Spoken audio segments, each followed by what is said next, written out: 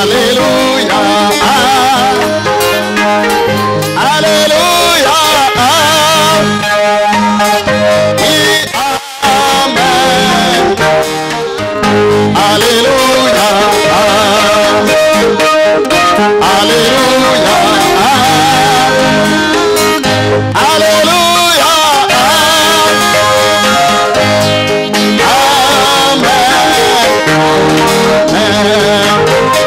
Allez pour l'aimer, et servirez-vous, croyez-vous en lui.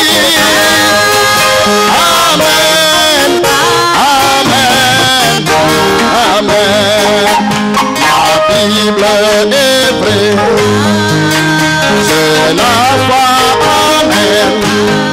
C'est la parole de Dieu. Amen, amen, amen. Nos croyants chrétiens sont pas des rencontrés. Le Seigneur Jésus. Amen, amen, amen. Amen.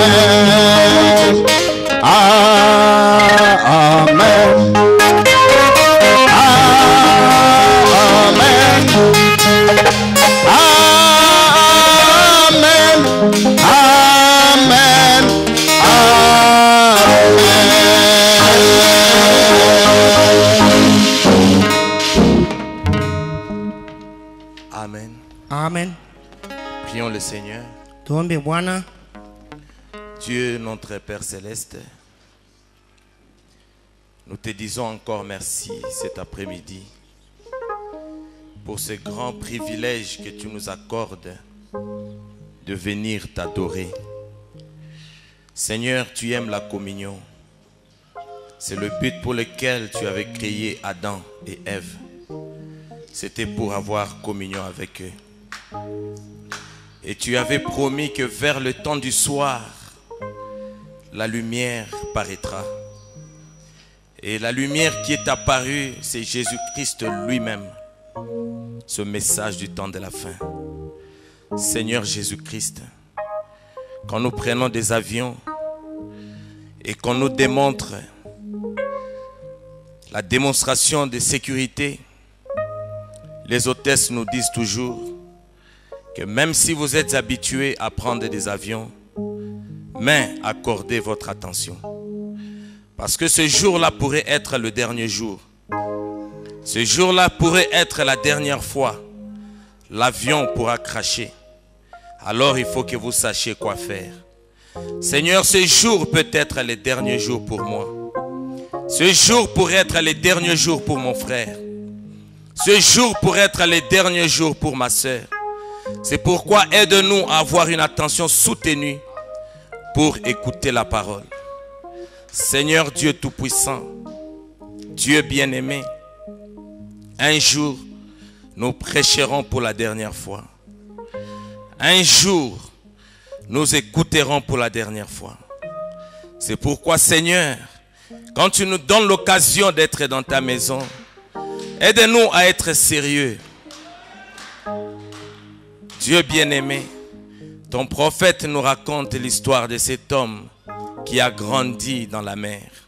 Il ne voyait plus le miracle qui était dans la mer. Les vagues ne lui disaient plus rien. Mais quand ce jeune homme est venu, lui qui n'a jamais vu la mer, il était émerveillé. Il avait eu une expérience ce jour-là. Aide-nous, Seigneur, ce soir, à ne jamais s'habituer avec toi. Aide-nous, Seigneur, que cette parole, encore une fois, crée en nous un cœur nouveau. Que cette parole, Seigneur, nous accorde une expérience nouvelle. Que nous puissions sortir encore ce soir, pas tel que nous étions venus. Mais que nous puissions dire, nos cœurs ne brûlaient-ils pas au-dedans de nous, alors qu'il nous parlait en chemin. Bénis la parole ce soir. Bénis mes frères et mes sœurs. Que la louange et la gloire te soient rendues. Dans le précieux nom de notre Seigneur et Sauveur Jésus-Christ. Nous disons Amen. Amen. Prenons la parole dans Marc Tuchukue 11, là où neno nous la avions Mungu, lu Marko sura ya 11 fasi ile tulisoma, ces jours-là. fasi ile tulisoma ile siku. Marc 11, Marko sura ya 11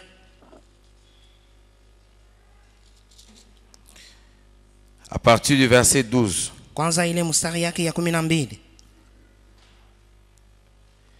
La Bible dit: Biblia inasema le lendemain, après qu'ils furent sortis de Béthanie, Jésus eut faim. kesho yake kisha wao kutoka kule Betania, Yesu akapata njala. Apercevant de loin un figuier qui avait des feuilles, Akiona la mbali mtini yenye ilikuwa na majani, il alla voir s'il y trouverait quelque chose. akaenda kona kule kama anaweza kupata kitu. Et s'en étant approché, Wakati alikaribia, il ne trouva que des feuilles, alikuta paka majani kuile muti, car ce n'était pas la saison des figues. kwa maana haikukwe wakati ya kustahili ya ile muti kutoa matunda. Prenant la parole, il lui dit Ye kuchukua neno akasema, que jamais personne ne mange de ton fruit. kamwe mtu hata moja asitakula tena tunda itokayo kwako. Et ses disciples l'entendirent. Na wafasi wake walimusikia Yesu kusema. Verset 20.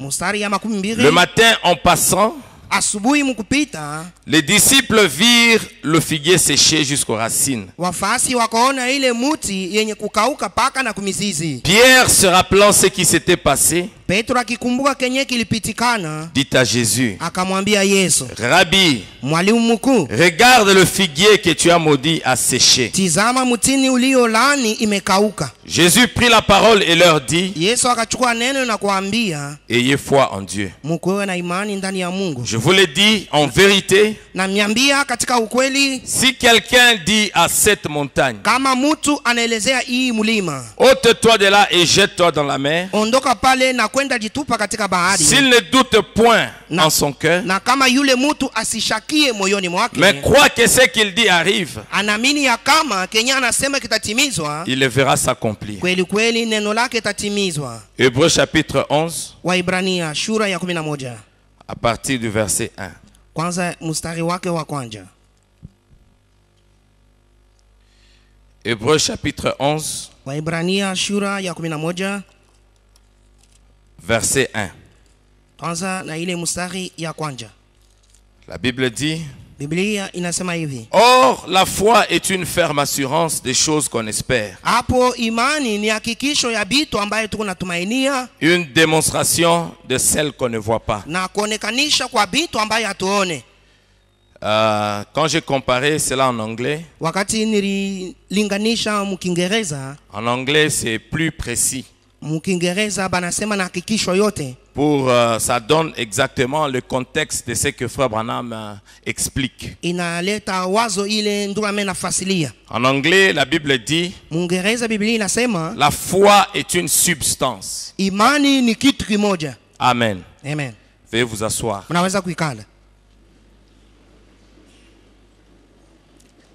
Encore une fois, je vous salue dans le nom du Seigneur Jésus-Christ. Mara tena na walamukia katika jina ya Bwana Yesu Kristo. Et je remercie encore une fois très sincèrement le pasteur Élisée Tena kwa moyo mnyofu na mpigia mchungaji Elise aksanti pour cet amour qu'il a eu envers moi kwa upendo wake kwangu, et pour la confiance na tena juu ya tumaini de nous céder encore la chair. ya kutupatia tena hatari yake. Cela fait que nous soyons, c'est une grande responsabilité Ile inakuwa kwetu uzito kubwa de prêcher ce message ya kuhubiri hii ujumbe et de nous tenir devant les enfants de Dieu. na kusimama hivi mbele ya watoto wa Mungu. Frère Branham dit Ndugu anasema que si j'avais 5 gouttelettes de sang de Jésus-Christ dans mes mains, kama nilikuwa na toni 5 ya damu ya Kristo mikononi mwangu, je marcherais avec beaucoup de crainte. nitatembea na oga mingi. Mais ici, Lakini hapa il y a le peuple qui est plus que le sang de Jésus-Christ. kuko taifa yenyewe na kwa zaidi ya damu ya Yesu Kristo. Est-ce que vous le croyez? Eti mnayamini? Vous êtes plus que le sang de Jésus-Christ. Munapita damu ya Yesu Kristo. C'est pourquoi quand vous prenez dans la prédication un guide, Njoo pale wakati unachukua mahubiri kiongozi, Frère Branham dit, ndio anasema laissez-moi lire cela rapidement avant munyache ni isome d'entrer dans mbio mon mbio message. mbele ya mimi kuingia katika wangu. Frère Branham dit Ndugu anasema dans la prédication un guide. katika mahubiri kiongozi. Maintenant, Sasa I wish to read tonight a portion of scripture. Je désire lire ce soir une portion de l'écriture napenda kusoma hii jioni sehemu ya andiko dans le livre de Jean. katika kitabu cha Yohane. Il dit que ces petites écritures que nous lisons, Anasema hii andiko kidogo tuko tunasoma, que nous nous référons, ile tuko nachukua kama elekeo, nous, ça nous sert de base pour ce que nous allons dire. iko natusaidia kama msingi juu ya ile tunapenda kusema. Il dit que plusieurs fois, Anasema mara mingi, je n'ai jamais, si ya kamwe, même pas une fois, hata mara moja, je ne me suis rappelé nakumbuka avoir été à la chair si ya kuyaka pa hatari, pour essayer de dire quelque chose juste par plaisir de le dire. kwa kupima kusema kitu tu juu ya furaha ya kusema. Il dit, Anasema j'ai toujours essayé d'attendre, napimaka tu kuchunga, de voir, ya kona, d'étudier, ya kujifunza, de prier, ya komba, jusqu'à ce que je sente quelque chose dans mon cœur pour aider le peuple de Dieu. hadi pale tashikia kitu moja moyoni mwangu, hivi nisaidie taifa ya Mungu. Frère Branham dit, Ndio anasema si je ne peux pas être une aide, kama siwezi kuwa msaada, alors il n'y a pas, ça ne sert à rien pour moi de me tenir du haut de la chair. hapo haitanisaidia mimi kusimama tena nyuma ya mimbari. Et vous pouvez voir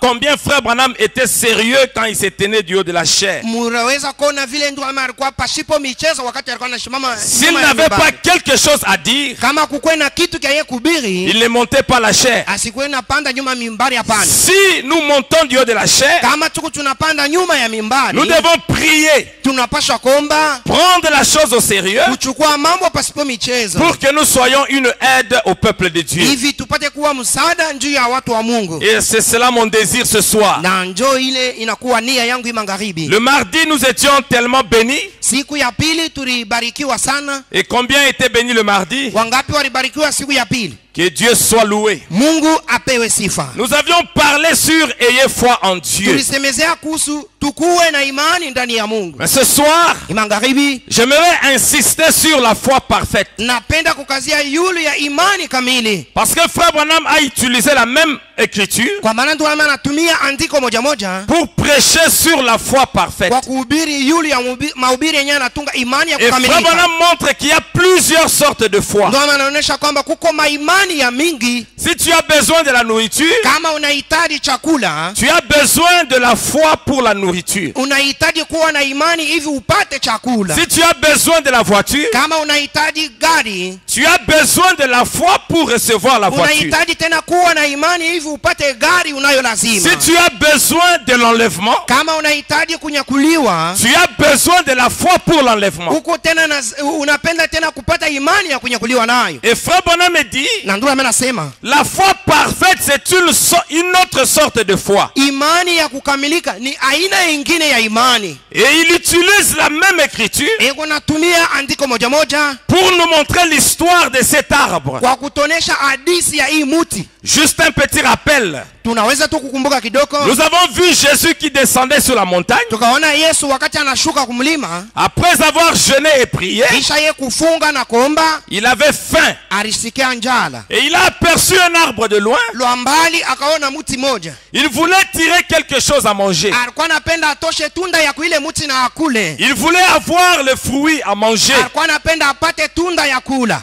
Mais quand il s'est approché, Lakini wakati tu anakaribia karibu na muti, il a trouvé qu'il n'y avait pas de fruit. alikuta ya kama kumuti akukwe matunda. Mais l'impression que l'arbre donnait à distance, Sasa muti vile ilikuwa inaonekana lwa mbali, l'arbre donnait une impression comme s'il y avait de fruits. muti ilikuwa inaonesha lwa mbali kama ilikuwa na matunda juu yao. Mais en réalité, il n'y avait pas de fruits. Katika ukweli kuile muti akukwe matunda. Frère Branham parle de l'illusion optique. Ndio anasema kuhusu mawazo tu ya mkichwa.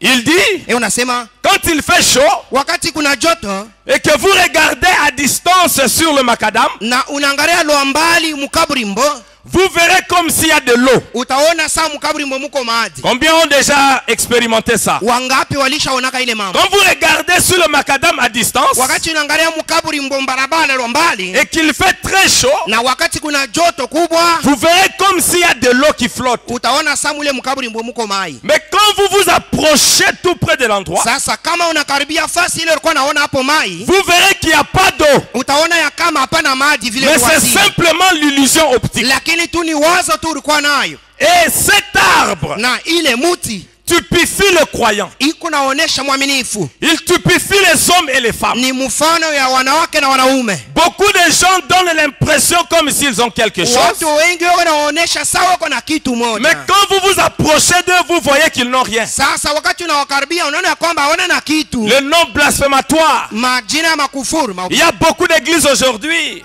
Kanisa mingi leo Ils mettent le nom dehors. bego natia majina nje. L'église de la parole. Kanisa ya sauti ya Mungu. Mais quand vous entrez dans cette église, Sasa kama unaingia ndani ya ile kanisa pour trouver la parole, kwa kupata neno yenyewe wanasema vous bego trouvez nayo. qu'il n'y a pas la parole. Baada unakuta mwile kanisa hamuna neno. Exactement comme vous allez dans un restaurant. Kabisa kabisa kama unaenda katika mareko. Il y a peut-être le menu, on vous donne le menu. Bana kupatia kitabu ya biote bila banepika mwile Non, nous faisons ici des hamburgers. hapa tu unafanya hamburger, Nous faisons des steaks. tu unafanya ma steak, Nous faisons le poulet. tu unafanya tena mankuku. Mais quand vous commandez les steaks, Sasa wakati unalomba ile steak balishaandika, on vous dit qu'il n'y a pas de steak. banakwambia ya kwamba haina hako.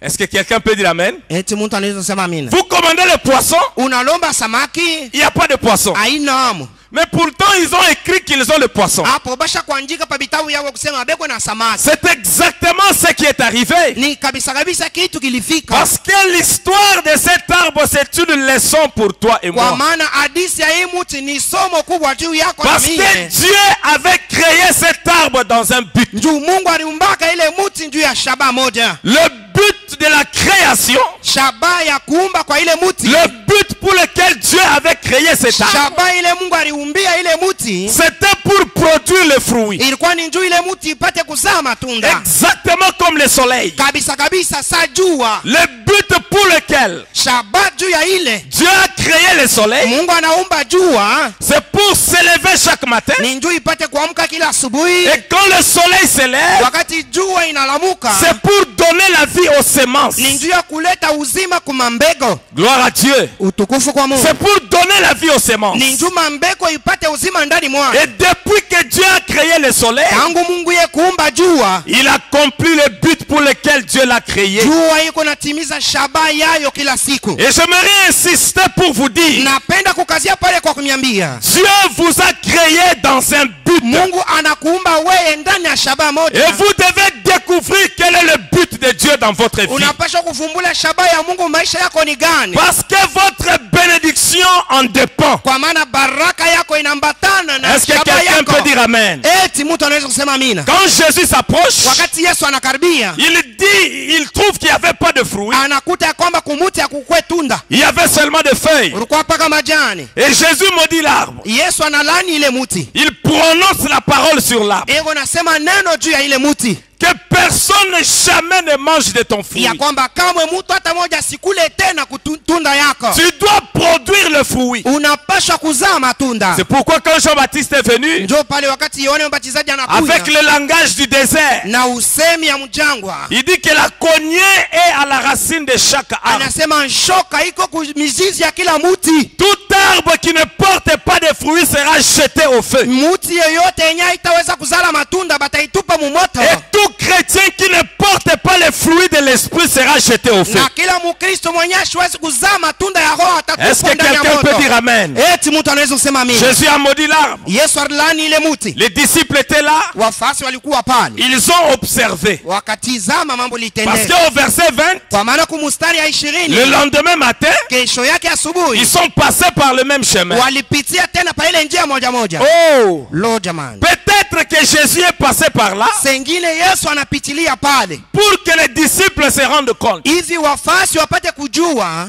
Peut-être sengine. parce que c'était Pierre. Kwa maana ilikuwa ni Petro. C'était Pierre qui a fait remarquer cela à Jésus. Petro ndio alitizamisha Kristo ile mambo. Peut-être Pierre pouvait dire dans son cœur, Sengine Petro angeweza sema moyoni mwake. ah, Jésus aime les grandes choses. Yesu anapenda vitu vikubwa.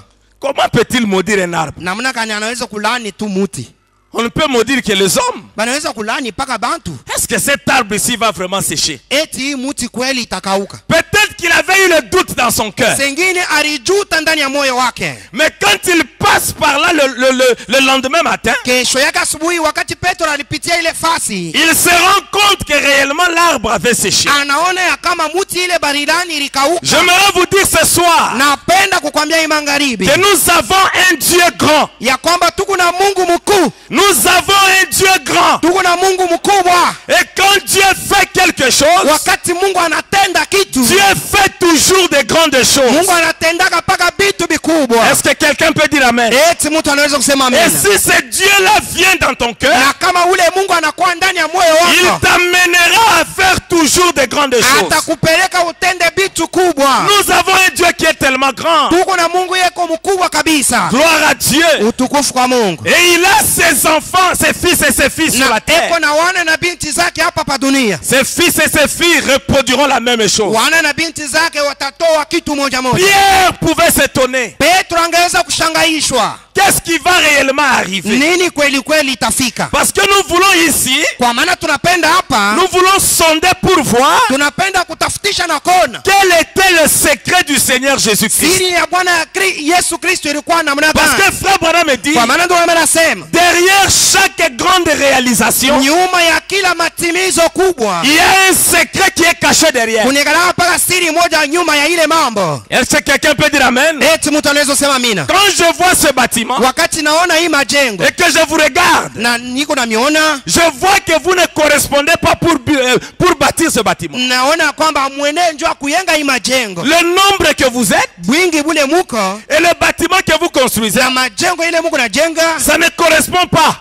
abieneane. Si je pose la question au pasteur, Kama nauliza mchungaji, certainement il a un secret derrière. hakika nyuma ya hii majengo Est-ce kuko que quelqu'un siri. peut dire amen? Eti mtu anaweza kusema amina. Derrière chaque grande réalisation, Nyuma ya kila matimizo kubwa il y a toujours un secret qui est caché derrière. kunikala paka siri moja nyuma ya Et ile. nous voulons voir, Tunapenda hivi parce kona, que ça ne nous servira à rien kwa maana itatusaidia kukitu de parler de ce que Jésus avait fait ya kusema ya bile Yesu alitenda. si nous n'avons pas le même secret qu'avait Jésus. Kama hatuna na siri moja moja na Kristu, Parce que nous vivons au temps de la manifestation de la parole. kwa maana tunaishi wakati ya kuonekanisha kwa neno. Il y a 3 phases dans la parole. Kuko mauso tatu katika neno. Il y a la parole parlée. Kuna neno iliyonenwa. Est-ce qu'il y a un tableau? Il n'y en a pas. Eti kuna ubao hapa. La parole est d'abord parlée, Kuko prononcée. neno ile inatamkiwa, inanenwa. Après que la parole soit prononcée, Kisha neno kutamkiwa, la parole devient écrite. neno inakuja tena ya kuandikiwa. Après que la parole soit écrite, Kisha neno yo kuandikiwa, la parole doit quitter de ces 2 phases neno inapaswa kutoka ndani ya hii mauso pour mbili devenir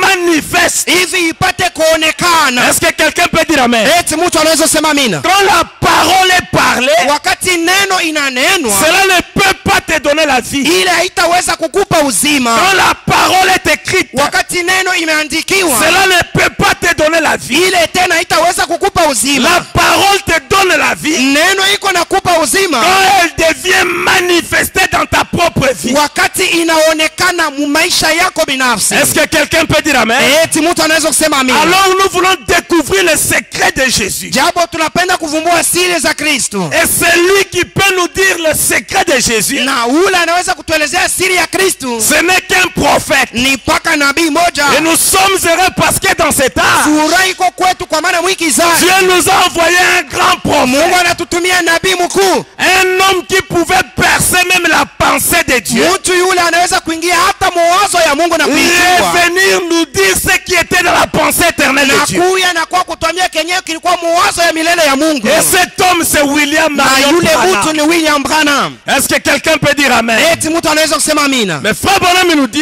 Ndio anatuambia dans la foi parfaite, katika mahubiri imani au paragraphe 112, kifungo frère Branham 112 dit, ndio anasema, mais Jésus, lakini Yesu il vivait dans un monde que personne ne connaissait. alikuwa anaishi mu dunia ile mtu mwingine asijue. Jésus, Yesu il vivait alikuwa naishi dans un monde que personne ne connaissait. katika dunia ile mtu mwingine asijue. Même ses disciples Hata wanafunzi ne wake comprenaient pas le Seigneur Jésus. hawakukwenda mwelewa Bwana Yesu Kristo. Pourquoi? Juu ya nini? Parce que Kwa maana il vivait dans son propre monde à lui. Yesu alikuwa anaishi katika ulimwengu yake yeye mwenyewe. Et quand Frère Branham parle du monde, Wakati ndio anasema juu ya ulimwengu, ce n'est pas le monde, le cosmos, ana hii dunia hii tu unaona, hapana na mais macho, c'est la dimension de l'esprit. lakini inakuwa vile vile hatua ya roho. Est-ce que quelqu'un peut dire amen? Mtu anaweza kusema amen. Jésus vivait dans la dimension que personne ne connaissait. Yesu alikuwa anaishi mwatua moja ile mtu hata moja sikuweza kujua. Il dit, Ayo nasema Jésus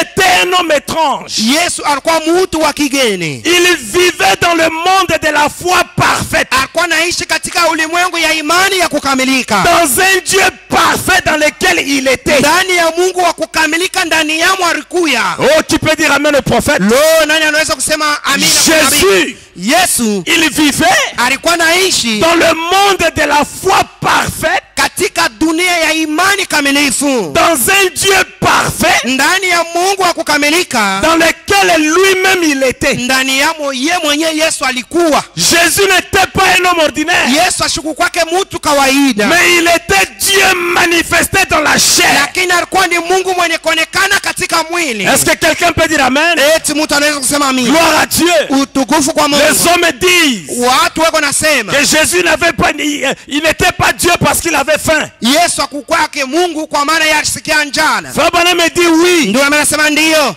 Il était un homme quand il avait faim. Wakati alisikia na njala alikuwa mtu. Mais quand il a maudit l'arbre, ce n'était plus un homme. Sasa wakati alilani mtu akukwe tena C'était Dieu lui-même. ilikuwa pale ni Mungu yeye mwenyewe. Est-ce que quelqu'un peut dire amen? Eti mtu anaweza kusema amina. Les gens disent Watu wako nasema qu'il était un homme parce qu'il avait pleuré devant la tombe de Lazare. alikuwa mtu kwa maana alilia mbele ya kaburi ya Lazaro. Frère Branham me dit Ndio anasema oui, il avait pleuré. ndio alilia. Mais quand il s'est tenu là Sasa wakati alisimama pale et a appelé Lazare hors de la tombe, na kuita Lazaro kwa kwamba atoke mkaburi, ce n'était plus un homme, bali asikukwe tena mtu, mais c'était la divinité elle-même. bali ilikuwa ni umungu yo yenyewe. Est-ce que quelqu'un peut dire amen? Eti mtu anaweza kusema amina. Jésus vivait dans le monde de la foi parfaite. Yesu alikuwa anaishi katika ulimwengu ya imani kamilifu. Qu'est-ce que cela veut dire? Ile inapenda kusema nini? La force de Jésus, Nguvu ya Kristo, la puissance de Jésus, uwezo wa Kristo, ce qui faisait de lui mystique, kenye kilikuwa nafanya kwamba Kristo akwe wa c'était ajabu. quoi? Ilikuwa nini? C'est cela que j'aimerais que nous puissions découvrir ce soir. Ile napenda tuvumbule bote hii magharibi. Frère Branham me dit, Ndio anasema Jésus, Yesu il connaissait alikuwa anajua ce que les Écritures avaient dit de lui. kile maandiko ilisemaka juu yake. Est-ce que quelqu'un peut dire amen? Eti mtu anaweza kusema amina. Jésus, Yesu quand il est venu sur la terre, wakati alikuya duniani il connaissait alikuwa anajua la connaissance ufahamu dans la stature de l'homme parfait. katika kipimo cha mtu mkamilifu kimo. Nous devons avoir la connaissance. Tunapaswa kuwa na ufahamu. Jésus connaissait. Yesu alikuwa anajua Parce que la Bible dit, kwa maana Biblia inasema vous connaîtrez la vérité mutajua ukweli et la vérité vous affranchira. na ukweli itamifanya huru. L'écriture dit, Andiko inasema dans les derniers jours, musiko za mwisho ceux-là qui connaîtront leur Dieu, wale watamjua Mungu wabo, ceux-là feront des exploits. wale njo watatenda maajabu. Mais pour arriver à réaliser de grands exploits de la foi, Lakini kwa kufika kutenda maajabu kubwa ya nous imani devons avoir la connaissance du Fils de Dieu. tunapaswa kuwa na ufahamu ya mwana wa Mungu. Parce que l'Église Kwa maana kanisa n'est pas bâtie sur un homme. haijengwe yulu ya mtu. L'Église Kanisa n'est pas bâtie sur une dénomination. haijengwe yulu ya zebu, Mais l'Église lakini kanisa est bâtie sur la révélation de qui est Dieu. imejengwa yulu ya ufunuo ya kujua Mungu ni nani. Est-ce que quelqu'un peut dire amen? Eti mtu anaweza kusema mimi. Alors nous devons avoir Japo tunapaswa kuwa na la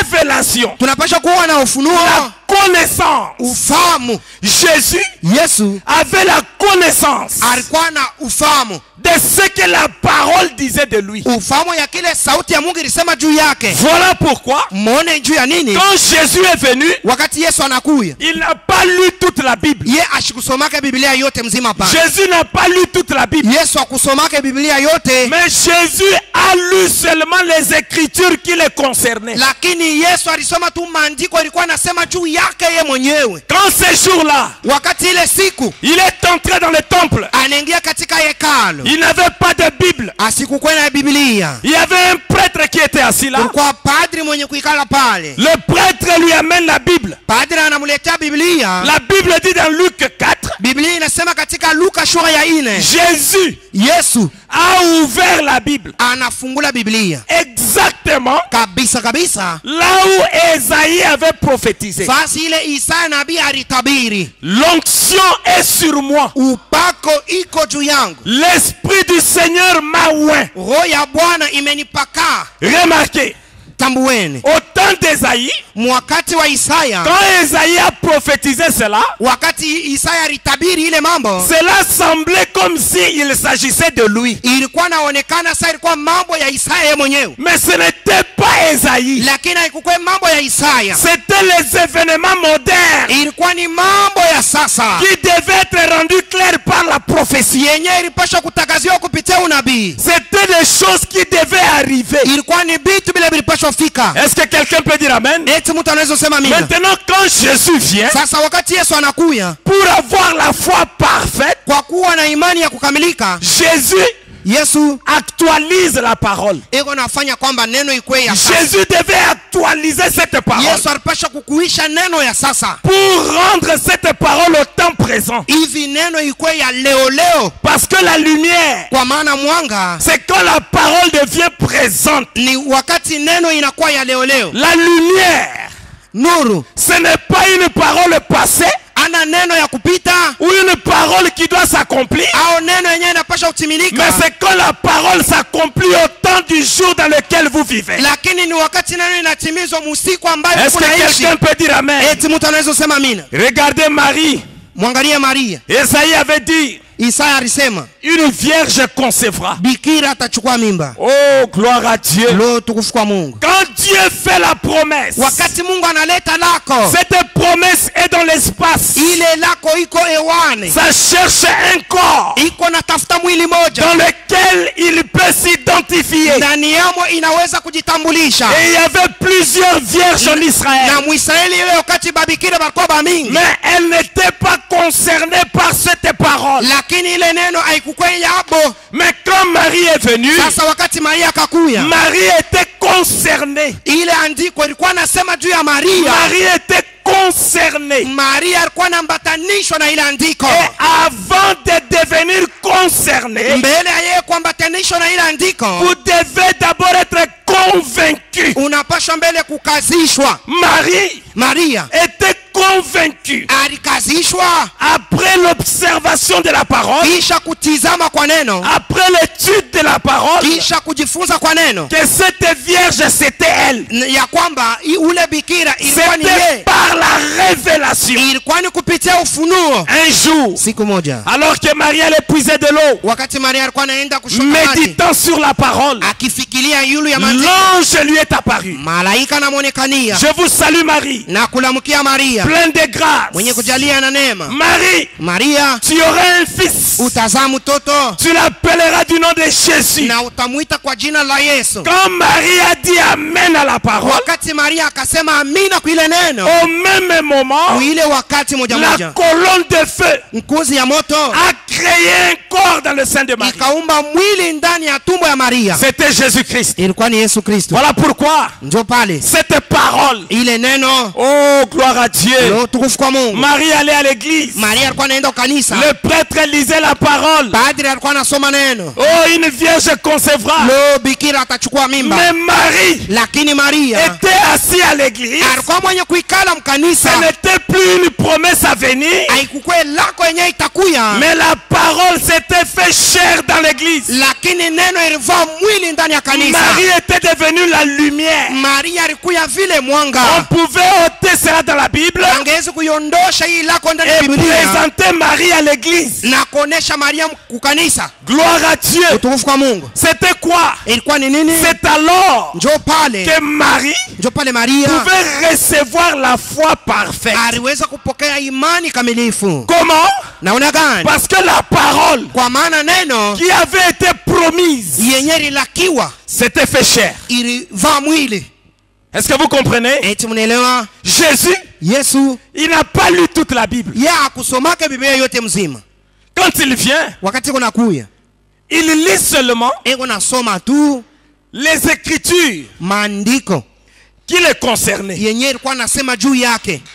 Oh, gloire à Dieu. Leo tukufu kwa Mungu. Il ouvre Ésaïe 61. Anafungula Isaya 61. L'esprit du Seigneur est sur moi. Roho ya Bwana iko juu yangu. Lisons cela. Tunaweza kuisoma. Ésaïe 61. Isaya 61.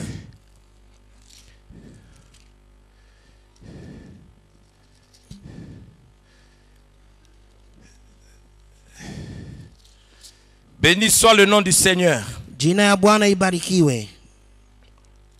Ésaïe 61. Isaya sura ya 61. La Bible dit, Biblia inasema l'esprit du Seigneur est sur moi, roho ya Bwana iko juu yangu.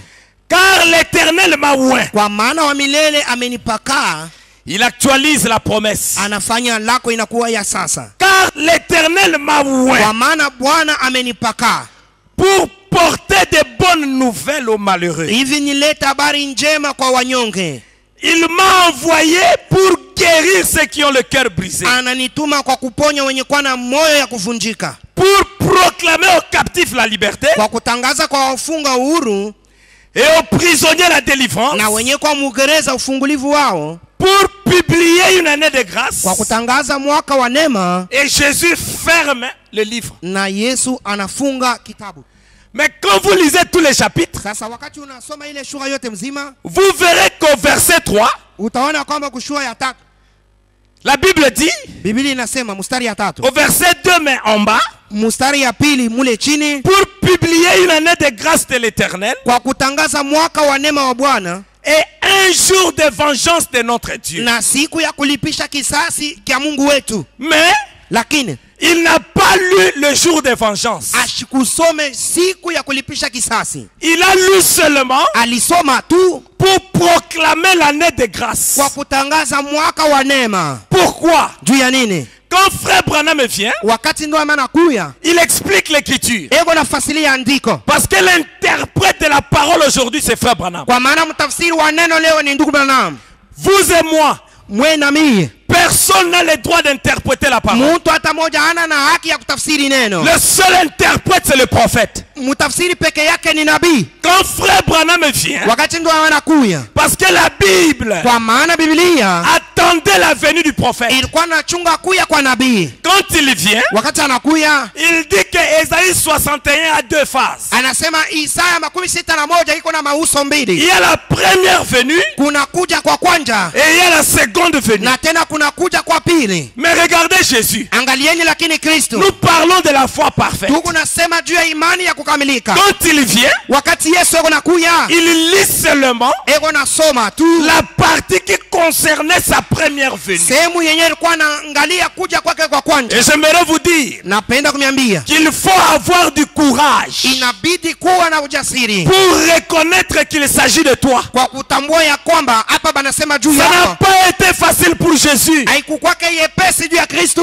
Les hommes savaient où il était né. Watu walijua fasika ni Kristo alizalikiwa. Les hommes connaissaient sa mère. Watu walikuwa wanajua mama yake ni nani. Ils connaissaient son père. Walikuwa wanajua tena baba yake. Mais peu importe Aizuru que les hommes connaissent qui es-tu. watu wajue wewe uko nani. Mais si toi, Lakini tu wewe as la révélation kama tu uko ufunuo de ce que la parole dit de toi, ya, kama uko na ufunuo ya kile il neno n'y a rien qui peut empêcher cela. pale hakuna hata kimoja kizuizi. Est-ce que quelqu'un peut dire amen? Eti mtu anaweza sema amina. Les gens se sont opposés. Watu wakapinganisha. Mais l'opposition Lakini upinganisho n'a rien fait à Jésus. haikutendeka Kristo kitu hata kimoja. L'opposition des hommes Upinganisho ya watu n'a rien fait au Seigneur. haikufashie Bwana kitu. Pourquoi? Juu ya nini? Parce que lui savait Kwa maana yeye Kristo alijua. que cette écriture, Alijua ya kwamba hii andiko c'est moi. ilikuwa nasema juu ya. C'est moi que cela concerne. Hii andiko inanyangalia ni mie. Voilà pourquoi Ndiyo maana rien, hakuna hata et kimoja. alors rien, Hapo hata kimoja pouvait résister devant le Seigneur kenye Jésus-Christ. kiliweza kumshamia Bwana Yesu Kristo. C'est pourquoi il pouvait dire aux pharisiens, Ndio pale angeweza kuambia qui Wafarisayo, me condamnera de péché? nani atanihukumu kwa dhambi? Qui parmi vous Nani kati yenu peut me montrer anaweza kunionyesha une écriture andiko moja que moi je n'ai pas accomplie? ile mimi sitimize? Oh, gloire à Dieu. Lo, utukufu kwa Mungu. Et frère Branham, quand il est venu, Ndio wakati anakuya, frère Branham, ndio naam, si vous remarquez dans les brochures, kama unatizama mzuri katika vitao vyake, dans plusieurs prédications du prophète, katika mahubiri ya mingi ya nabii, frère Branham n'a pas lu toute la Bible. ndio amashukusomake naye Biblia yote mzima. Ce qui faisait la force de William Branham, Kenye kilikuwa nafaa nguvu ya William Branham, frère Branham connaissait les écritures qui le concernaient. ndio alikuwa anajua maandiko ile ilisema juu yake. Nous échouons Tuko tunashindwa parce que nous ne connaissons pas les écritures qui nous concernent. kwa maana tujue maandiko ile inasema juu yetu. Gloire à Dieu. Utukufu kwa Mungu. Remarquez, Tizameni, il a été prophétisé sur Jésus. ilitabiriwa juu ya Kristo. Quand Jésus vient, Wakati Yesu anakuya, il accomplit ce que la parole avait dit de lui. anatimiza kenye neno litangulia kusema juu yake. Avant que Jésus ne parte, Mbele ya Yesu kwenda, Jésus aussi a prophétisé sur Branham. Yesu na yari tabiri yule ya ndugu Branham. Parce que dans cette Bible, Kwa maana ndani ya hii Biblia il ne s'agit que de 3 personnes. ni mambo tu ya watu watatu: Jésus, Yesu, Branham Branham et toi. na weye. Amen. Est-ce que quelqu'un peut dire amen? Eti mtu anaweza kusema amina. Il s'agit que de Jésus, Ni mambo hapa ya Kristo, William Branham William Branham et de toi l'épouse, na weye bibi harusi Jésus-Christ, Yesu Kristo, le même hier, moja moja jana, aujourd'hui et pour toujours. leo hata tena daima. Quand Jésus vient, Wakati Yesu anakuya, il accomplit ce que le prophète avait dit de lui. anatimiza kenye nabii alitangulia kusema juu yake. Quand Branham vient, Wakati ndio anakuya, Branham devait accomplir alipasha naye les kutimiza écritures qui les concernaient. maandiko ile litangulia kusema juu yake. Dans les âmes en prison, Katika manafsi gerezani, au mahubiri paragraphe 414, kifungo 414 Frère Branham dit, ndio anasema, paragraphe 116, kifungo 116 les âmes qui sont en prison maintenant. manafsi yenye kwa mgereza sasa, mahubiri Frère Branham dit, ndio anasema les ministères doivent être la même. huduma inapasha kuwa ya pamoja. De manière à ce qu'il a dit, Munamna ya kusema ila asema point. nukta. Frère Branham dit, Ndio anasema, j'ai vu, I see some of the written scriptures down. J'ai vu certaines des écritures qui sont écrites. naona ici. maandiko ingine yenye kuandikiwa hapa, Jean 14:12. Yohane 14:12. Regardez, Angalieni, Frère Branham, ndio na il parle de Jean 14:12. unasema juu ya Yohane 14:12. Or, Hapo gloire à Dieu, utukufu kwa Mungu. Jésus avait prophétisé Yesu alitabiri, les œuvres que je fais, matendo ile niko natenda vous en ferez aussi, na mweye mtaitenda, et même plus grande, mtaifanya hata zaidi, parce que je m'en vais au Père. kwa maana niko naenda kuubaba. Mais depuis que Jésus a dit ça, Sasa tangu Yesu yeye kusema vile, cette écriture ile andiko est restée dans la Bible 2000 ans. inabakia katika Biblia mu miaka 2000. Aucun homme sur la terre, Mtu hata moja duniani, aucun prédicateur, mhubiri hata moja hapa aucun duniani, évangéliste mwinjilisti hata moja hapa dunia ne pouvait actualiser cette écriture kuweza kufanya ile andiko ikuwe ya sasa. jusqu'à ce que Branham vienne. Mpaka na pale ndio anakuya, Branham vient, ndio anakuya, il trouve que la Bible, anakuta ya kama il n'y Biblia avait pas de photos akukwe picha comme cette maman saa ule mama son fils lui envoyait beaucoup d'argent, mtoto yake alikuwa anamtumia franga mingi, mais elle pensait que c'était des photos. lakini alikuwa anawazia kwamba ilikuwa mapicha. Jusqu'à ce qu'un prêtre est passé par là. Mpaka na pale padri moja anapitia kwake, Il lui dit, mais montre-moi un peu ces photos-là. anasema unionyeshe kwa ile La mapicha. maman sort des enveloppes. Mama anatosha maenvelope, L'homme regarde. ule padri Il dit, anaangalia, mais ce ne sont pas des photos, anasema maman. haina mapicha mama, Ce sont des pièces de dollars. lakini ni madola tu beko na kutumia. C'est la même chose avec la Bible. Ni kitu moja moja na Biblia. La Bible, quand Branham vient, Biblia wakati ndio anakuya, il vient donner la valeur à la Bible. anakuwa kuleta bei ku Biblia. Jean 14:12. Yohane 14:12. Personne ne pouvait le toucher. Mtu hata moja kuweza kuigusa. Gloire à Dieu. Utukufu kwa Mungu. Mais quand Branham vient, Wakati ndio maiko nakuya, il dit Jean 14:12. anasema Yohane 14:12. C'est lui qui croit en moi. Ule kwa nyamini. Oh, gloire à Dieu. Utukufu kwa Mungu. Je vous ai dit Na namiambia qu'il faut avoir du courage. inapaswa kuwa na ujasiri, hodari. Dieu travaille avec des courageux. Mungu anatumika na watu wa ujasiri. Dieu ne travaille pas avec des lâches. Mungu atumikake na wazembe. Jésus était courageux. Yesu alikuwa na ujasiri. Il a regardé Anaangalia Ésaïe 61. Isaya 61. Il n'y a personne qui s'est identifié. Hakuna hata mtu mmoja alijitambulisha nayo. Lui, il vient au temple. Ye anakuya mwekalu, Pas dehors. hapana nje, Pas dans une toilette. hapana ndani ya msalani, hapana Publiquement.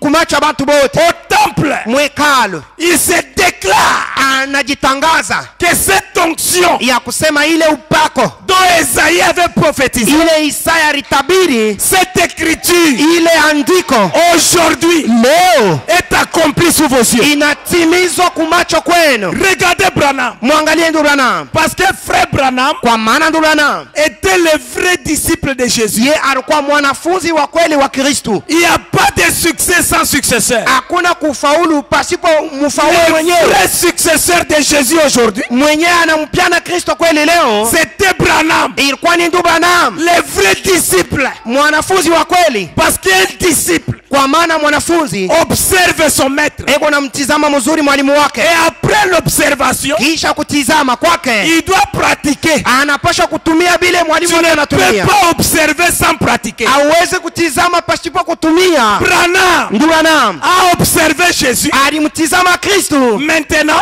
sasa il devait pratiquer Jean 14:12. alipaswa kutumia Yohane 14:12. Est-ce que quelqu'un peut dire amen? Eti mtu anaweza kusema amina. Et ce soir, Na hii magharibi avant que nous puissions sortir, mbele ashe kutoka hapa, nous devons nous entraîner à pratiquer la parole. tunapaswa kuzoea kutumia neno. Frère Branham me dit, Ndio amenasema c'est lui qui croit en moi. ule kwa nyamini, Les œuvres que j'ai faites, matendo nifanyayo il les fera aussi. naye pia ataitenda. Frère Branham me dit, voyez, Ndio amenasema munaona les œuvres. matendo. Frère Branham commence à énumérer les œuvres. Ndio anaanza kutajwa matendo, Les œuvres. matendo. Frère Branham me dit, Ndio amenasema prêchez aux perdus. kuhubiri wenye kupotea.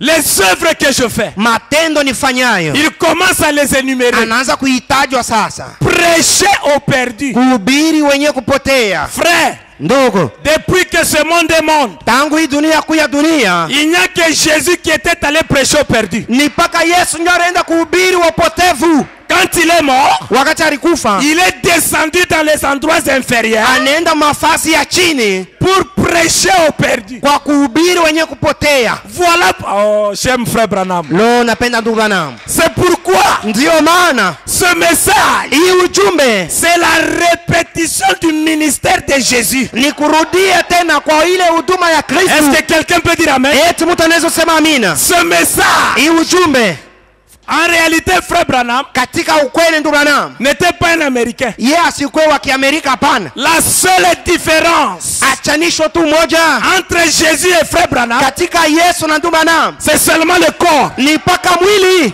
Quand Branham marchait, Wakati ndio alikuwa anatembea c'était Jésus qui marchait. ilikuwa ni Yesu ndio alikuwa anatembea. Est-ce que quelqu'un peut dire amen? Eti kuna mtu ule anaweza kusema amina. Ce message, Hii ujumbe, ce message, hii ujumbe c'est la voix de Dieu en ces derniers jours. ni sauti ya Mungu mwisiko za mwisho. Voilà pourquoi Branham dit, Njoo pale ndio anasema la science, siasa veut capter la voix de Jésus. inapenda kubamba ile sauti ya Kristo, La voix littérale. ile sauti ya Kristo ilikuwa La science inasikilika. veut capter ça.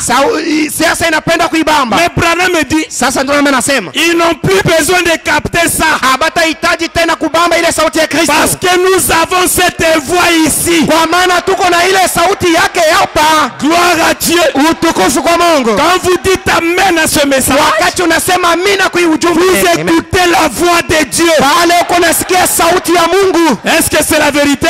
Eti ni ukweli. Frère Branham, Ndio maana, voilà pourquoi, ndio maana quand on lui a posé la question, wakati banamuuliza, Frère Branham, es-tu Jésus? ndio maana eti wewe ni Yesu, Il n'a pas dit non. ashikusema hapana. Il a dit en quelque sorte non, Anasema munamna ingine en hapana, quelque sorte oui. tena munamna ingine ndiyo. Et il donne l'équilibre. Na sasa yeko naleta ustarehe, Parce que l'équilibre est toujours au milieu. kwa maana ustarehe inakanaka paka katikati. Les véritables croyants garderont l'équilibre. Mwaminifu wa kweli atabakia katikati. Frère Branham me donne l'équilibre. Ndio maana analeta Parce ustarehe, qu'un vrai prophète, kwa maana nabii wa il kweli ne se laissera jamais être adoré. yeye hataweza kuacha watu wapate kumwabudu. Les véritables adorateurs Wabudu wa kweli adoreront le Père. watamwabudu Baba. Le Père n'est pas Branham. Baba ana Branham. Le Amen. Père, c'est la colonne de feu. Baba ni nkuzi ya moto. Amen. Est-ce que quelqu'un peut dire amen? Eti mtu anaweza kusema Ils amina. adoreront le Père Wataabudu Baba en esprit et en vérité. katika roho na katika ukweli. Mais ici, Lakini hapa nous parlons du ministère. tuko nasema juu ya huduma, Le ministère de Branham, ile huduma ya ndugu Branham c'est Jésus-Christ de nouveau. ilikuwa ni Yesu Kristo kwa maana jipya. Pourquoi il a dit, Ndio pale alisema faire de moi nifanye mimi la personne ici mtu ule de Jésus, mtu Yesu, c'est antichrist. ile ni kupinga Kristu, Mais dit lakini kusema que la même vie uzima moja moja qui était en lui yenye ilikuwa ndani ya Kristu et maintenant ici, iko tena hapa ndani ya Branham. c'est l'exacte vérité. Ile ni ukweli kamili. Est-ce que quelqu'un peut dire amen? Eti mtu anaweza kusema amina. Gloire à Dieu. Utukufu kwa Mungu. Quand Branham vient, Wakati ndio wanakuya, Branham était courageux ndio alikuwa na hodari de s'élever devant les gens ya kusimama mbele ya watu pour prendre les écritures kwa kuchukua maandiko qui les concernaient yenye ilikuwa nasema juu yake et démontrer la parole. na kuonekanisha tena peupe neno. Aller par tout le monde, Mwende dunia mzima, prêcher la bonne nouvelle, mhubiri habari njema, prêcher. mhubiri. Frère Branham donne les détails. Ndio analeta mafasirio yote ya Il kwenye dit que la Bible n'a pas dit enseigner, anasema Biblia ikusema hapa kwamba mais mufundishe, allez-y prêcher. lakini mwende mkahubiri. Il définit. Eko nafasiria Prêcher c'est quoi? kuhubiri, manake ni nini? C'est démontrer la parole. Ni kuonekanisha neno. Nous sommes arrivés au temps Tunafika wakati, où la parole, wakati ile ce neno, message, hii ujumbe ne doit pas rester les lettres. haipaswi kubakia mpaka barua, Mais ce message lakini ujumbe doit se démontrer parmi les enfants de Dieu. inapasha kuonekana mbele ya taifa ya Mungu. Le même Dieu, Ule Mungu moja moja, la même vie ile uzima moja qui moja était avec Branham yenye ilikuwa pamoja na ndugu doit Branham se retrouver dans l'église du Dieu vivant. inapasha kujikuta ndani ya kanisa Mungu aliye hai. On amène un homme qui a un cancer. Banaleta mtu mwenye kuwa na kansa, Nous prions et le cancer part. tunaomba na kansa inaondoka. Gloire à Dieu. Utukufu kwa Mungu. Frère Branham dit, Ndio anasema, la Bible dit, Biblia inasema il y avait un homme kulikuwa mtu mmoja qui avait un champ. mwenye alikuwa na shamba, Il a engagé les gens. anabeba bantu kukazi. À la première heure, Musa ya kwanja il s'est convenu de leur payer un denier. balilipana ya kwamba atawalipa franga moja. À la deuxième heure, Saa ya pili jusqu'à la dernière heure, mpaka na kusaa ya mwisho il a engagé les gens. alibeba bantu kukazi. Ceux qui sont venus à la première heure, Bale balikuwa kutumika musaa ya kwanja, quand le maître de la moisson descend wakati mwalimu wa mavuno anakuja pour payer les ouvriers, kwa kulipa wafanyakazi, ils pensaient qu'ils auront plus que les autres. wale walitumika tangu saa ya kwanja waliwaza kwamba Mais watapata quand biashara le kushinda maître wenzao. descend Sasa wakati mwalimu anakuja avec son intendant,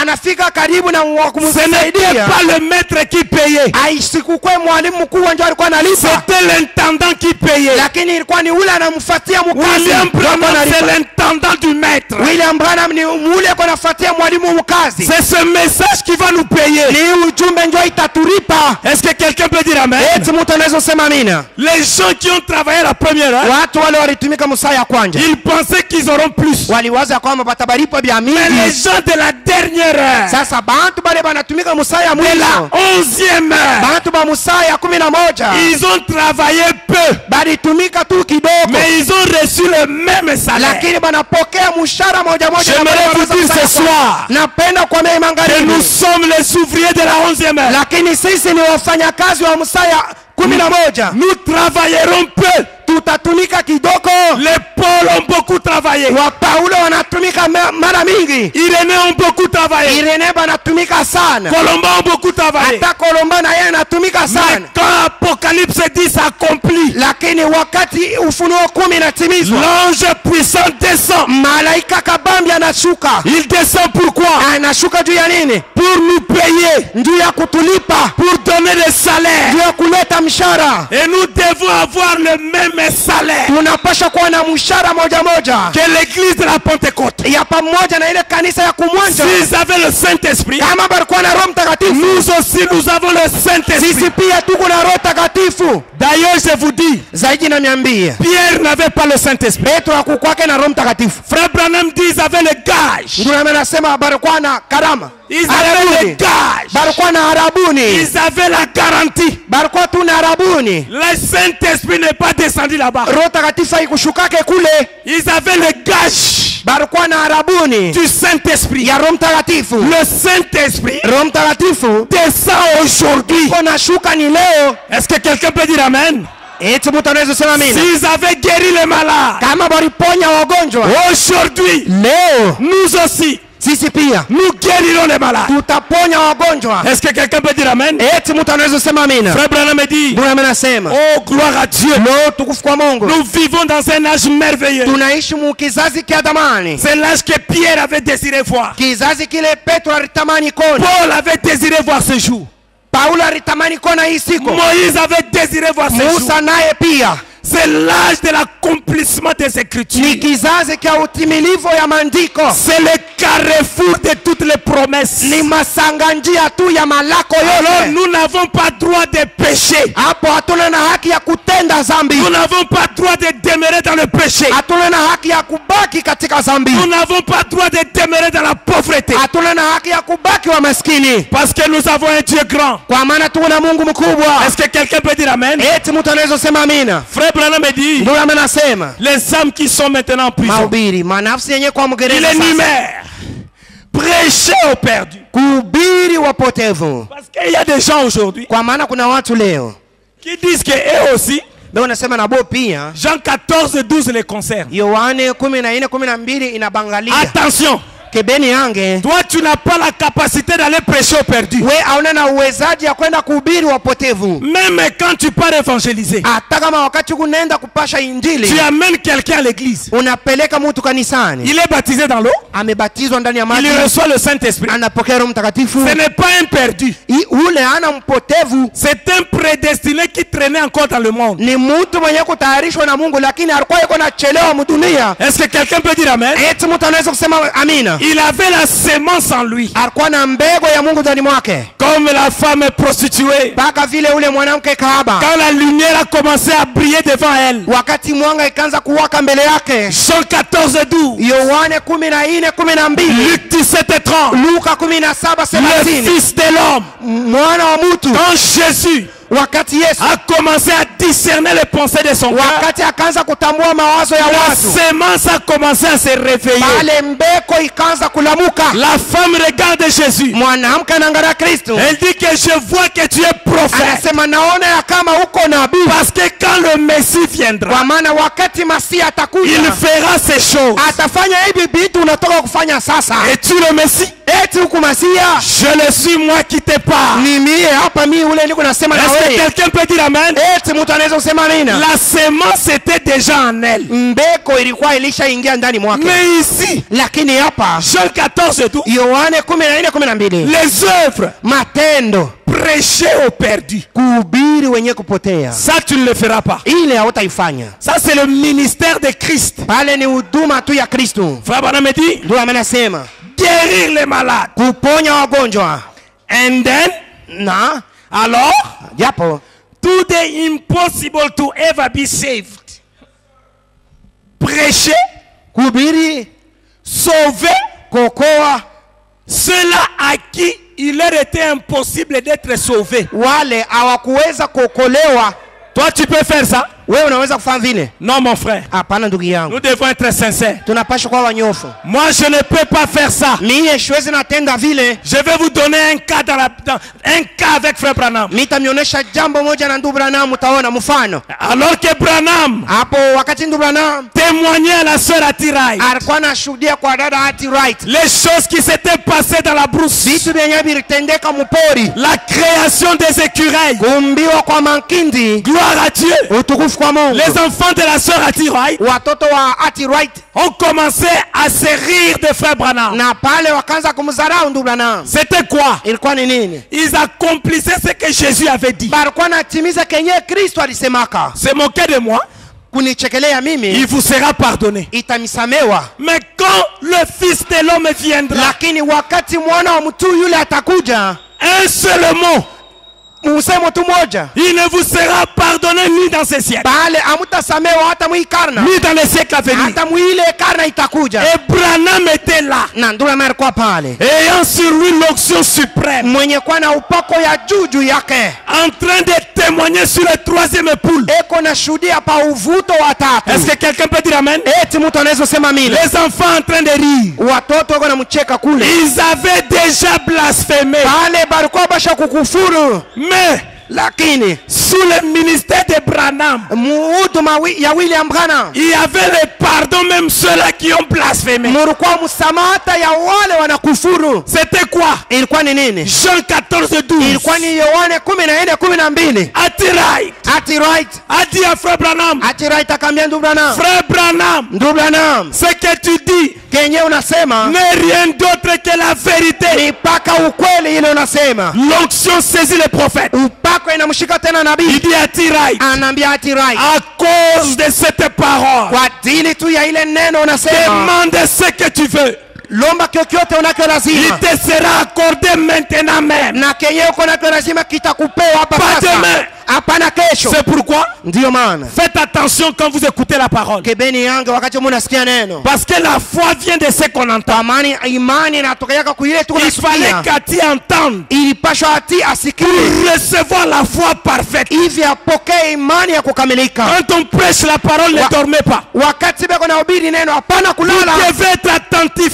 unapashwa kuwa na makini, Parce que le Saint-Esprit part. kwa maana Roho Takatifu yuko nasema, Il est en train de libérer les bénédictions. eko naenda na kutoa peupe mabaraka. Est-ce que vous êtes avec moi? Eti Mungu nami pamoja, Demande ce que tu veux. lomba kyote unacho lazima. A-t-il dit frère Branham? Ati Wright anasema ndio maana, Aide-moi ce que je peux demander. unisaidie kenye naweza kulomba. Non. Hapana, Tu as le choix devant toi. we mwenyewe uchaguzi iko mbele yako. Regarde ta soeur Edith. Angalia dada yako pale, Elle ne marche pas. asitembee. Si tu veux qu'elle marche, Kama unapenda atembee, maintenant même. hapo sasa patalamuka na Pas kutembea, demain. hapana kesho. Notre Dieu n'est pas le Dieu de demain. Mungu wetu ana Mungu wa kesho, hapana. Notre Dieu, c'est le Dieu d'aujourd'hui. Mungu wetu ni Mungu wa leo, hapa sasa. Le message produit des résultats aujourd'hui. Ujumbe kunatoa matukio leo, Pas demain. hapana kesho. Ton père est vieux. Baba yako alishazeka. Gloire à Dieu. Utukufu kwa Mungu. Si tu veux la translation, Kama unapenda kwamba ageuke, il deviendra jeune maintenant. atakuwa kijana sasa.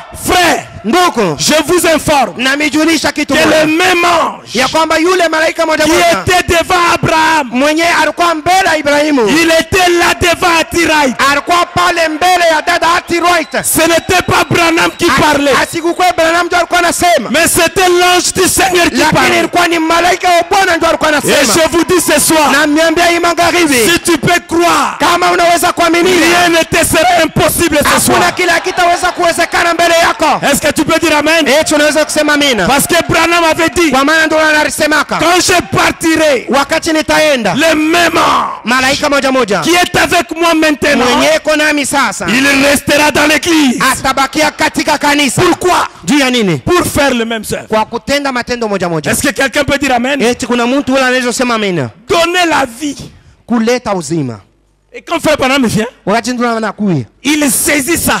eko nashika ile neno Il fait de lui sa promesse. na anaifanya kuwa lako yake. Il fait de cette promesse Anafanya ile lako sa promesse.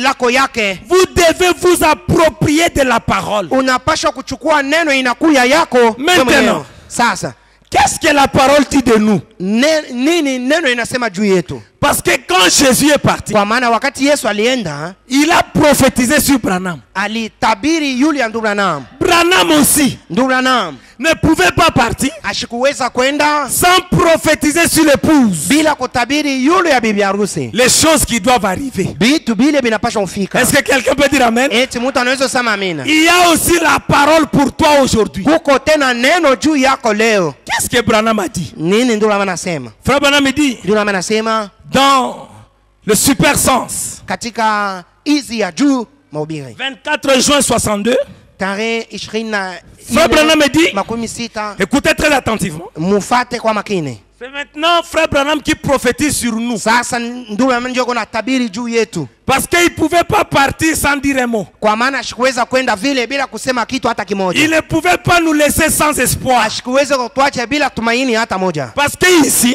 Kwa maana hapa nous devons, tunapashwa, si nous nous disons croyants du message, kama tunajita waaminifu wa ujumbe, le message doit marquer la différence dans nos vies. ujumbe inapashwa kuleta tofauti mu maisha yetu. Frère, ce message est grand. Ndugu, hii ujumbe iko mnene. Il y a des pentecôtistes Kuna wapentekotiste qui volent les citations. wale wako naiba maandiko Et ça fait des hommes grands. na iko na bafanya watu Mais kubwa. qu'en est-il de nous-mêmes Itakuwa je njuu yetu qui shebenye avons le message? shebenye tuko na ujumbe Parfois nous ne lisons même pas le message à la maison. sengine tuisomake hata kumanyumba. Si je peux demander ici, Kama naweza kuuliza hapa, combien de personnes ont lu une brochure aujourd'hui? wangapi wanasoma kitabu cha nabii leo? Combien ont lu? Wangapi wanasoma? Regardez. Mwangalie, Regardez le nombre. mwangalie tu bwingi, Après tu vas pleurer, oh je n'ai pas le travail. kisha utalia leo sina kazi. Le travail est dans le message. Kazi iko ndani ya ujumbe. Oh je ne suis pas guéri. Leo siponyeshwe. Frère Branham dit, Ndio maana nasema aucun prédicateur n'a le don de guérison. mhubiri hata moja ana na zawadi ya kuponya. Oh tel frère, Leo ndugu fulani c'est un grand évangéliste. yeye ni mwinjilisti kubwa, Il n'a rien. ana kitu.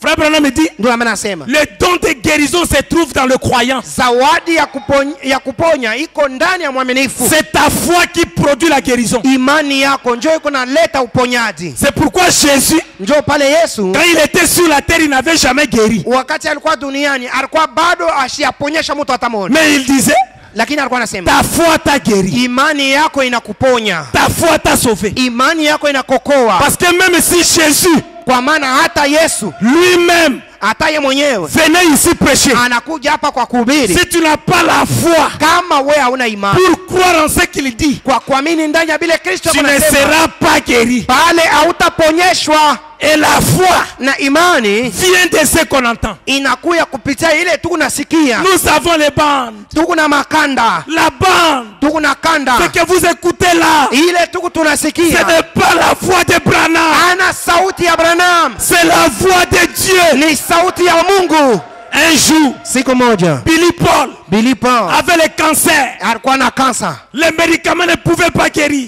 dawa ikuweza kumtunza, Il a mis la bande. alitia kanda. Pendant que la bande jouait, Wakati kanda ilikuwa na pendant que la bande pita jouait, pale, wakati kanda ilikuwa na il pita, entend Frère Branham dit, anasikia mtu mama anasema, Billy, Billy, reçois ta guérison. pokea uponyaji yako. C'était ce jour-là même Ilikuwa ni ile siku yenyewe que Billy était guéri du cancer. Billy aliponya na ile kansa yake. C'était quoi? Ilikuwa nini? La voix de Dieu. sauti ya Mungu. Dieu nous a tellement aimés. Mungu anatupenda zaidi. Au temps de Moïse, Wakati wa Musa, s'il y avait des enregistreurs, kama kulikuwa wa kubamba ils masauti, pouvaient enregistrer la voix de Dieu en ces temps-là. baliweza kubamba sauti ya Mungu mwile wakati. Les Juifs seraient fiers Wayahudi wangekuwa na fieri d'avoir la voix de Dieu en ces temps-là. ya kuwa na sauti ya Mungu mwile Mais wakati. toi et moi, Lakini wewe na nous mimi avons cette voix. tuko na ile sauti ya Mungu. Mais qu'est-ce que nous faisons? Nini tuko Nous tunafanya? n'écoutons même pas. Hatuisikie hata. Dieu Mungu te tient responsable. anakutwiga ile uzito. Dieu nous tiendra responsable. Mungu atatutwiga ile uzito. Comme Tshisekedi a dit, prenez-vous en charge. Vile Tshisekedi alisema kila mtu abebe uzito wake. Oui, Ndio. peuple congolais, Wakongomani prenez-vous en charge. kila mtu abebe uzito yake. Jésus nous dira, prenez-vous en charge. Yesu naye atatuambia kila mtu Parce abebe que vous uzito wake. avez tout. Kwa maana tuko na vyote. La parole nous avons. Sauti ya Mungu tuko nayo. La colonne. Oh, gloire à Dieu. Tukufu kwa Mungu. Nous sommes dans le 3e exode. Tuko katika kutoka kwa tatu. Frère Branham dit pour le premier exode, Ndio amesema ndio kutoka kwa kwanza. Dieu leur avait donné 3 choses. Mungu alileta tu vitu vitatu. Le prophète, Alileta nabii, la parole alileta sauti et yake, l'ange. alileta tena malaika. Et dans ce 3e exode, Na mkutoka kwa tatu nous avons le prophète, tuko na nabii, nous avons la parole, tuko na neno na Mungu, nous avons l'ange tuko du tena na Seigneur. malaika wa Bwana. Qu'est-ce que nous manquons aujourd'hui? Nini tunakosa leo? Nous ne manquons rien. Hatukose kitu hata kimoja. Tout ce que nous pouvons dire, Yote tunaweza kusema l'Éternel est mon berger. Bwana ni mkingaji Est-ce wangu. que tu peux dire l'Éternel est mon berger? L'Éternel est mon berger. Je ne manquerai de rien. Je ne manquerai de rien. L'Éternel est mon berger. L'Éternel est mon berger. Je ne manquerai de rien. Je ne manquerai de rien. Oh, acclamons le nom du Seigneur. Leo tushangilie jina ya Bwana. Gloire soit rendue à Dieu. Utukufu urudie kwa Mungu. Tout ce que tu dois faire. Yote unapaswa kufanya. Frère Branham a dit, Ndio amenasema, écoutez, tumfuate. Frère Branham a dit, Ndio amenasema cette épouse, ule bibi harusi ça te concerne. inakuangalia Je wewe. termine. Namaliza. Cette épouse, Ule bibi harusi aussi sûr hivi hakika que je me tiens ici à la chair, vile mimi nasimama hapa pa mimbari, il y aura une épouse kutakuwa bibi harusi moja qui sera lavée dans le sang de l'agneau. mwenye atasafishwa katika damu ya mwana kondoo, Et cet agneau, na ule mwana kondoo il vivra en elle, ataishi ndani ya ule bibi harusi, montrant les signes de sa résurrection. akionyesha alama ya ufufuko wake. Après 2000 ans, Kisha miaka 2000 la même chose ile kitu moja moja qu'il a fait quand il était sur la terre. yenye alitenda wakati alikuwa duniani. Frère Branham me dit, je crois cela. Ndio anasema niko naamini ile. Il dit, Anasema c'est pour toi. ni juu yako. Frère Branham me dit, Ndio anasema il y aura une épouse, kutakuwa bibi harusi moja, peu importe l'opposition, aizuru upinganisho, peu importe tes faiblesses, aizuru maudhaifu yako, peu importe ton péché, aizuru zambi zako. rien, Hakuna kitu, hakuna kitu, ne pourra hakuna kitu kile empêcher cette épouse d'être manifestée. itazuiza ule bibi harusi ya kwamba sionekane, Parce que kwa maana hii ainsi dit le Seigneur. ni hivi Bwana anasema. Tu me diras, Utanyambia, frère Junior, ndugu Junior, j'ai beaucoup de faiblesses. niko na maudhaifu ya mingi, Je ne vois pas que je peux être l'épouse. sioni ya kwamba naweza kuwa bibi harusi. Ce soir, Hii magharibi Dieu ne regarde pas tes faiblesses. Mungu asiangalie udhaifu yako. Dieu regarde à son agneau. Mungu ako anaangalia mwana kondoo wake. Gloire à Dieu. Utukufu kwa Mungu. Nous avons été acceptés au travers de l'agneau. Tunakubaliwa kupitia mwana kondoo. Et j'aimerais vous dire, Napenda kukuelezea quand William Branham est venu, wakati William Branham anakuja, il est allé au ciel. akaenda kumbingu, La foi lui a dit, sauti ikamwambia quand Jésus viendra, wakati Yesu il atakayekuja viendra premièrement à toi. atakuja kwanja kwako, Et toi, tu seras d'abord jugé. na wewe mbele utasambishwa. Branham pose la question. Ndugu anauliza, Est-ce que Paul aussi sera jugé? eti Paulo atasambishwa? Oui, il sera jugé. Ndiyo, naye atasamba. Est-ce que Paul et les siens entreront? Eti Paulo na bake bataingia? Oui, Paul entrera. Ndiyo Paulo Branham ataingia. me dit, Branham anasema moi aussi, na mie je prêchais comme Paul. mimi nahubiri sa Paulo.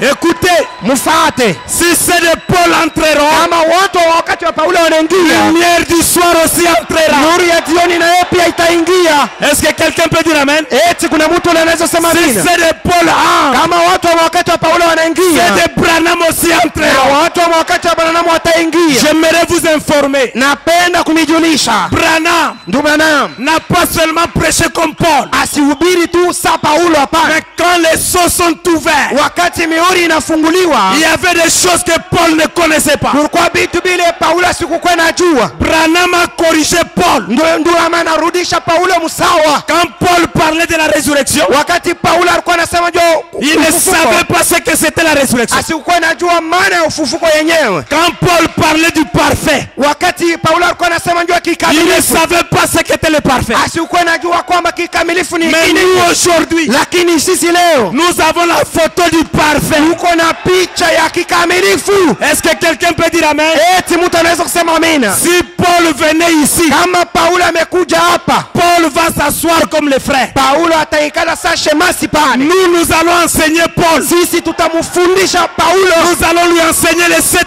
tonnerres. tutamfundisha ngurumo 7, Et il dira amen. naye atasema pia amina. Nous allons lui enseigner sur l'enlèvement. Tutamfundisha yule ya kunyakuliwa, Et Paul dira amen. na Paulo ataichika amina. Aujourd'hui, Leo il n'y a plus de condamnation pour vous. hakuna hukumu juu yetu, Il n'y a aucun péché hakuna dhambi hata moja qui peut t'empêcher yenye inaweza kukuzuiza d'être l'épouse de Jésus-Christ. ya kwamba usikuwe bibi harusi wa Kristu. Si vous le croyez, Kama unayamini, dites un grand amen. sema amina kubwa. Que Amen. le Seigneur vous bénisse. Bwana mibariki.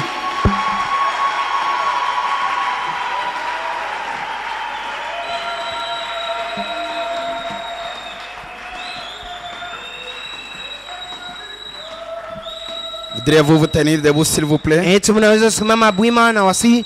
Ma foi est Christ notre Dieu, pour ton amour et ta grâce à notre égard, Seigneur Jésus-Christ, ce soir, pour cette bonne parole, Seigneur Jésus-Christ, que tu nous as donnée, nous révélons, Seigneur Jésus-Christ, notre position et ce que nous avons eu, Seigneur Jésus-Christ, au temps du soir. Seigneur mon Dieu, mon roi, faites que cette foi parfaite, Seigneur Jésus-Christ, puisse s'ancrer dans nos cœurs, puisque c'est cela qui fera que nous allons défier la pesanteur et le mort, Seigneur Jésus-Christ, seront ressuscités, ô Jésus. Maintenant, Seigneur Jésus-Christ, que nous sommes à la fin, daigne bénir, Seigneur Jésus-Christ, ton serviteur qui a pu prêcher ici. Il a perdu beaucoup, que tu puisses lui remettre, Seigneur, tout ce qu'il a perdu, Seigneur Jésus-Christ, et lui donner, Seigneur Jésus-Christ, des surplus. Bénis, Seigneur Jésus-Christ, tes enfants qui ont écouté, Seigneur, que ça ne soit pas une bonne musique qui doit passer aux oreilles, mais que cela soit ancré, Seigneur Jésus-Christ, dans le cœur de tout un chacun. Seigneur mon Dieu, mon roi, que tu sois loué, que tu sois élevé, que tu sois béni à jamais. Oh Jésus, puisque ce sont les histoires que les gens de l'ancien temps voulaient entendre et voir. Mais tu n'as pas permis, Seigneur Jésus, qu'ils ne puissent pas le voir. C'était spécifiquement pour nous. Merci, ô Père bien-aimé. Nous te demandons ainsi, ô Dieu, au nom puissant et merveilleux, le nom de notre Seigneur et Sauveur Jésus-Christ. Maintenant qu'on va prélever les dîmes et les offrandes, ô Père bien-aimé, que tu bénisses, Seigneur Jésus-Christ, c'est la main qui sera plongée dans les corbeilles. Même Seigneur Jésus-Christ, c'est lui qui avait l'intention, ô Père, mais qui n'a pas quelque chose. Fais-le, ô Père, puisque tu nous as dit tout ce que nous allons demander au Père en ton nom, Jésus, que nous soyons certains que nous l'avons eu. Et je sais, Seigneur Jésus-Christ, que tu l'as fait au nom de notre Seigneur Sauveur Jésus-Christ. Amen.